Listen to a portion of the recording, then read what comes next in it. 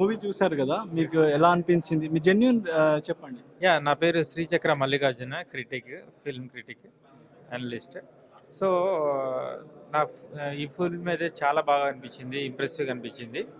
So, ఇదొక మరో బలగం అయ్యే అవకాశం ఉంది. అంత గొప్ప సినిమా.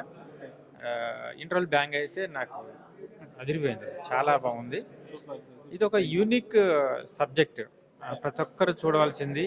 అంటే పరిస్థితులు ఎలా ఉంటాయి, మధ్యతరగతి కుటుంబాలు, నెక్స్ట్ రైతులు, వాళ్ళ ఆలోచన విధానాలు ఎలా ఉంటాయి, అలాగే గవర్నమెంట్ ఇచ్చే పథకాలు కానీ అవన్నీ మనుషుల్ని ఎట్లా డ్రైవ్ చేస్తాయి, సమాజం ఎట్లా నడుస్తుంది అన్నది మనకి కళ్ళకు కట్టినట్టుగా ఈ సినిమాలో చూపించడం జరిగింది. ఆమని గారి పర్ఫార్మెన్స్, నెక్స్ట్ బ్రహ్మాజీ గారి పర్ఫార్మెన్స్ హైలైట్. సో ఈ సినిమాకి ఈ వయసులో, ఈ ఏజ్లో బలగం సుధాకర్ రెడ్డి గారు ఒక హీరోగా సినిమా పడటం అనేది ఇక ఆయన అదృష్టము. అలాగే డైరెక్టర్ దయా ఆయన ఎన్నుకున్న విధానము, ఆయన సపోర్ట్ చేసిన కామ్రేడ్ ఫిల్మ్ ఫ్యాక్టరీ వాళ్ళు ఈ సబ్జెక్ట్ని నమ్మి తీయటం అనేది నిజంగా అత్యద్భుతం. అది మీరేమైనా రిలేట్ అయ్యారా సార్ ఈ స్టోరీ చూసి?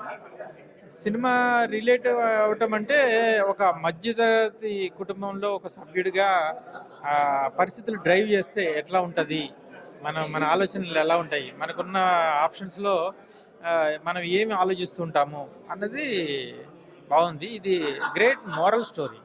అంటే ఇప్పుడు ఈ సినిమాని అందరూ అంటే ఎవరు చూడాలని మీరు అనుకుంటారు సార్? ఇది అందరూ చూడవలసిన సినిమా. ఇది ఎవరు చూడకూడదు అనేది లేదు ఇక్కడ. ఏదైనా సరే తెలంగాణ బేస్డ్ సినిమాలన్నీ కూడా మనకి న్యాచురల్గా ఉంటాయి.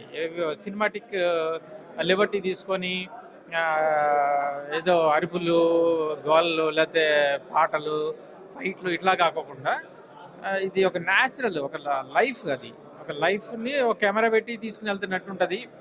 ఒక ఊళ్ళో చూపిస్తున్నట్టుగా అక్కడ జరుగుతున్నవి అవన్నీ కూడా. ఇంకా మనం ఈ సినిమాని వేరే సినిమాలతో కంపేర్ చేయలేం. ఇది ఒక యూనిక్ కాన్సెప్ట్.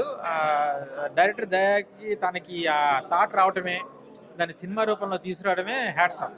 ఒక గొప్ప సినిమా తీశారు. అంటే అవార్డులు రావడానికి చాలా అవకాశం ఉంది. Thank you sir. Thank you so much అండి. Thank you.